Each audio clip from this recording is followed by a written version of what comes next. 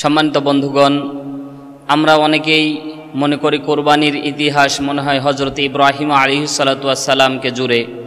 মূলত আমরা যে কোরবানি করে থাকি এটা রেওয়ায়াত বা এটার ভিত্তি আমরা হযরত ইব্রাহিম আলাইহিস সালাতু ওয়াস সালাম থেকেই পেয়েছি। কিন্তু আল্লাহ সুবহানাহু ওয়া তাআলার কোরআন স্পষ্টভাবে জানিয়ে দেয় যে কোরবানির ইতিহাস হযরত আদম আলাইহিস সালাতু ওয়াস সালাম থেকেই তৈরি। সুবহানাল্লাহ। সম্মানিত বন্ধুগণ, আমরা জানি আল্লাহ তাআলা কোরআনের মধ্যে কয়েক জায়গায় স্পষ্টভাবে বর্ণনা করেছে। তার মাঝে সূরা মাইদা ২৭ থেকে ৩১ নম্বর আয়াত ধারাবাহিকভাবে আল্লাহ সুবহানাহু ওয়া তাআলা বর্ণনা করেছেন। স্মরণ করো সেই সময়ের কথা, যেই সময় হাবিল এবং কাবিল তাদের কোরবানি আল্লাহ রাস্তায় ওয়াকফ করেছিল। একটির কোরবানি আল্লাহ তাআলা কবুল করেছিল এবং একটির কোরবানি আল্লাহ তাআলা কবুল করেনি। অর্থাৎ আল্লাহ সুবহানাহু ওয়া তাআলা এখানে স্পষ্টভাবে বর্ণনা করেছেন। মুফাসসিরিন একরাম বর্ণনা করেছেন, তাফসীর কারকগণ ইতিহাস নিয়ে এসেছেন। হযরত আদম আলাইহিস সালাতু ওয়াস সালামের দুনিয়ায় আসার পরে আদম আলাইহিস সালাতু ওয়াস সালাম জোড়া জোড়া সন্তান পয়দা করতেন। অর্থাৎ সন্তান হতো দুইজন করে একসাথে, একটা ছেলে একটা মেয়ে, একটা ছেলে একটা মেয়ে, এভাবে জোড়া জোড়ায় আল্লাহ সুবহানাহু ওয়া তাআলা সন্তান দান করত। তো নিয়ম ছিল যে আগের জোড়ার সাথে পরের জোড়ার বিবাহ, অর্থাৎ আগের এক জোড়া হবে, তারপরের জোড়া ছেলে এবং মেয়ে, ছেলে এবং মেয়ে। আল্লাহ সুবহানাহু ওয়া তাআলা এটা বিধান করেছিল তাদের জন্য, এটা তাদের জন্য প্রযোজ্য ছিল।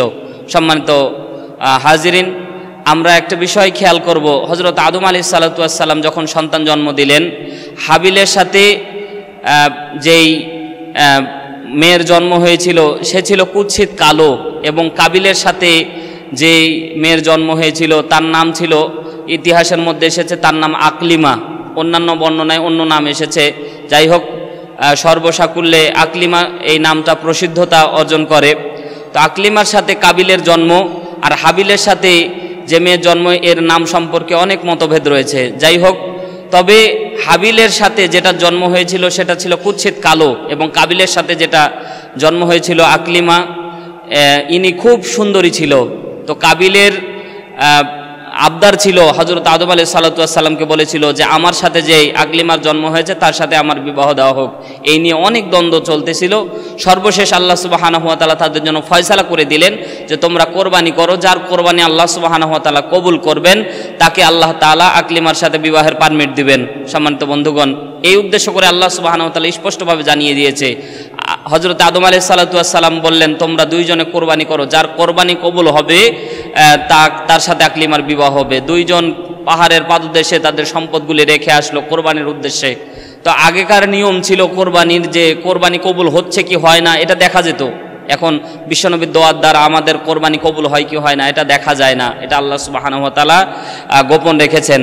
তবে আগেকার জামানায় কোরবানি আল্লাহ তাআলা যাদের কোরবানি কবুল করত, আকাশ থেকে আগুন পড়ে সেটাকে বশীভূত করে দেওয়া হতো। যাদের কোরবানি কবুল হতো তাদের কোরবানি আল্লাহ তাআলা আগুন দিয়ে পুড়িয়ে দিত, এটা আল্লাহর কাছে কবুল হয়ে যেত। সুবহানাল্লাহ। সম্মানিত বন্ধুগণ, এটা স্পষ্ট ছিল। তো হাবিল তার যত উৎকৃষ্ট জিনিস ছিল আল্লাহর রাস্তায় সে কোরবানির জন্য দিয়ে দিয়েছিল। আর কাবিল যেগুলো দিয়েছিল ইতিহাসের মধ্যে পাওয়া যায় যে সব নিকৃষ্ট, যেগুলো উচ্ছিষ্ট সেগুলো দিয়েছিল। তো আল্লাহ সুবহানাহু ওয়া তাআলা হাবিলের কোরবানিটাকে আল্লাহ কবুল করে নিয়েছিল। এখন হাবিলের কোরবানি কবুল হওয়াতে কাবিল খুব রাগান্বিত হয়ে হাবিলকে হত্যা করার চিন্তা করলো, এবং চিন্তা শুধু না, এবং হাবিলকে সে শেষ পর্যন্ত হত্যা পর্যন্ত করে ফেললো। সম্মানিত বন্ধুগণ, ইতিহাসের প্রথম হত্যা হয়েছিল হাবিল এবং কাবিল।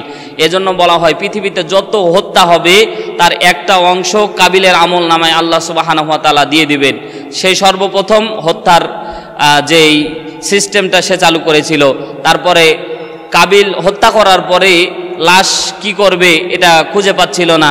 পরে একটা কাক তাকে দেখিয়ে দিল যে কেমনে লাশ ঢাকতে হয়। পরে মাটি চাপা দেওয়ার নিয়মটা একটা কাক তাকে শিক্ষা দিয়েছিল, এবং সেখান থেকে কাবিল একটু অনুতপ্ত হয়েছিল, একটা পশুর কাছে আমাকে শিখতে হলো। সম্মানিত বন্ধুগণ, আল্লাহ সুবহানাহু ওয়া তাআলা আমাদেরকে যে কোরবানি দিয়েছেন, এই কোরবানির ইতিহাস হযরত আদম আলাইহিস সালাতু ওয়াস সালাম থেকে। তবে নবী হযরত ইব্রাহিম আলাইহিস সালাতু ওয়াস সালামের আগ পর্যন্ত এই কোরবানি কবুল হতো কি হতো না এটা দেখা যেত, কারণ আকাশ থেকে আগুন এসে সেটাকে বশীভূত করে দিলে সেটা আল্লাহর দরবারে কবুল হতো। সম্মানিত বন্ধুগণ, এজন্য আল্লাহর উদ্দেশ্যে আমরা কোরবানি দিব, যাতে করে আল্লাহ তাআলা এই কোরবানিটা আমাদের কবুল করেন। আল্লাহ তাআলা আমাদের কবুল করুন।